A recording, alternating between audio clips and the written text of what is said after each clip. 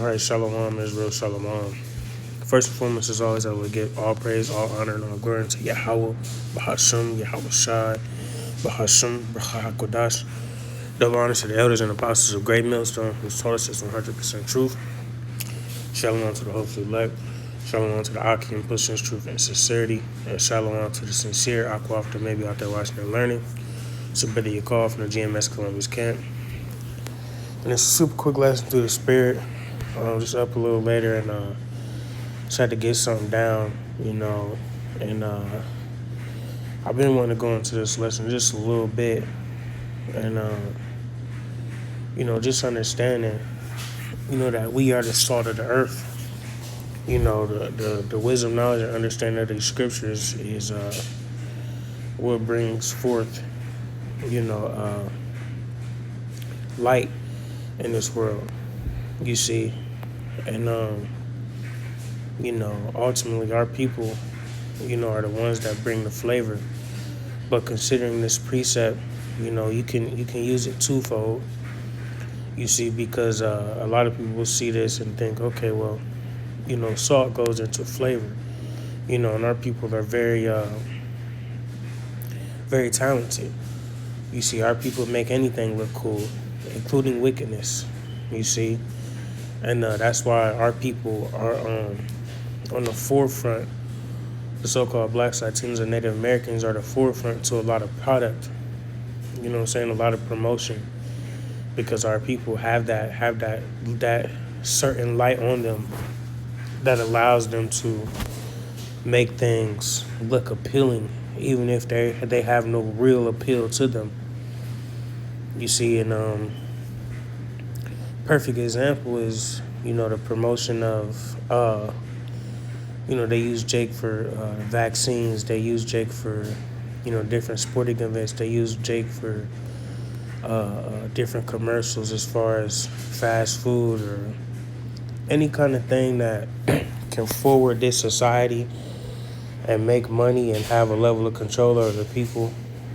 So-called blacks, Latinos, and Native Americans are always used as poster childs. You see, and it's all part of the plan. You see, but the real meat in the scripture is going into this word salt, and it means wisdom. And I'm going to go into it a little bit, but let's read it real quick.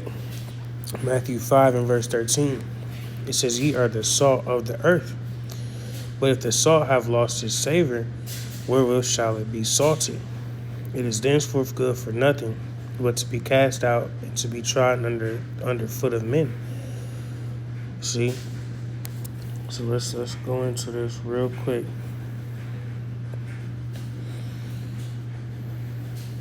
Strong's G 217. Halas. Halas. Halas.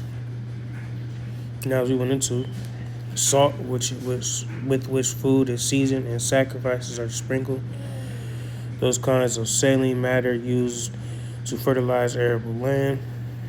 Salt is a symbol of lasting concord because it protects food from putrefaction, preserved it unchanged accordingly in solemn ratification of compacts.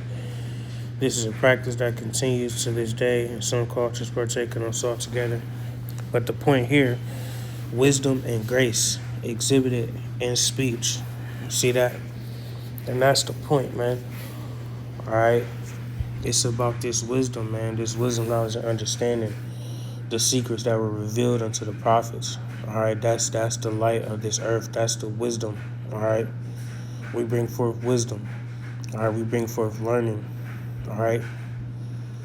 The doors are open through us.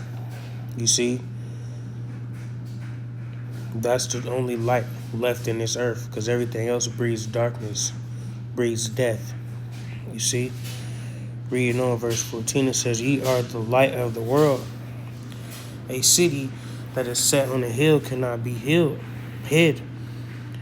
Neither do men light a candle and put it under a bushel, but on a candlestick, and it giveth light unto all that are in the house." You see, so with this wisdom, knowledge, and understanding, it's not for you to hide. All right, it's meant for us to be out on the highways and byways and push His word. It's meant for us to make these videos. All right, it's meant for you to push wisdom, to bring out wisdom, man. All right, and I want to grab a quick precept. I'm gonna go back to that Proverbs, but real quick.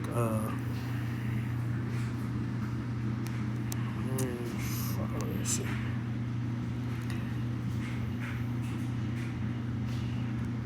Here it is. Sirach chapter 20 and verse 31. Let me see. Actually, I'm gonna start out. I'm gonna start at 30. Sirach 20 and verse 30 says, "Wisdom that is hid and treasure that is hoarded up, where profit is in them both." You see, so if you got a bunch of wisdom and you know all these things, and you don't use it, and you don't push it out, you don't bring it out, what good is it? All right. We have a job, we have a duty here. All right, and it's not for us to hoard the wisdom that we have. Of course, the scriptures do speak about cast ye pearls not among swine.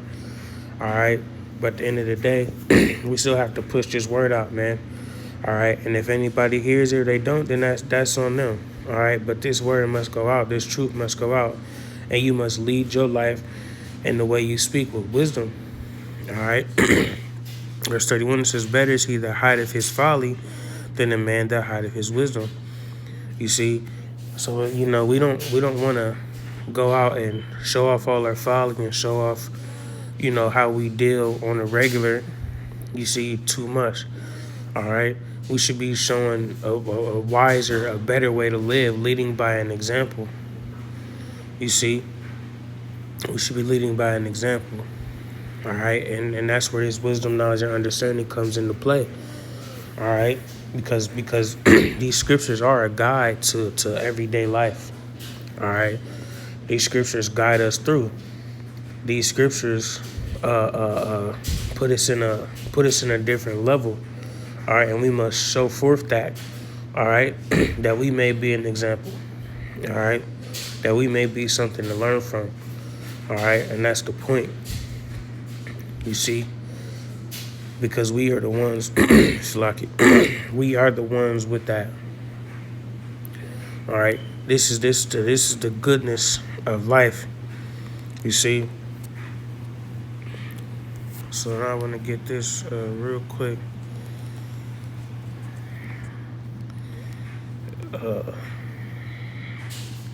Ecclesiastes 7:5 says, "It's better to hear the rebuke of the wise than for a man to hear the song of fools." You see?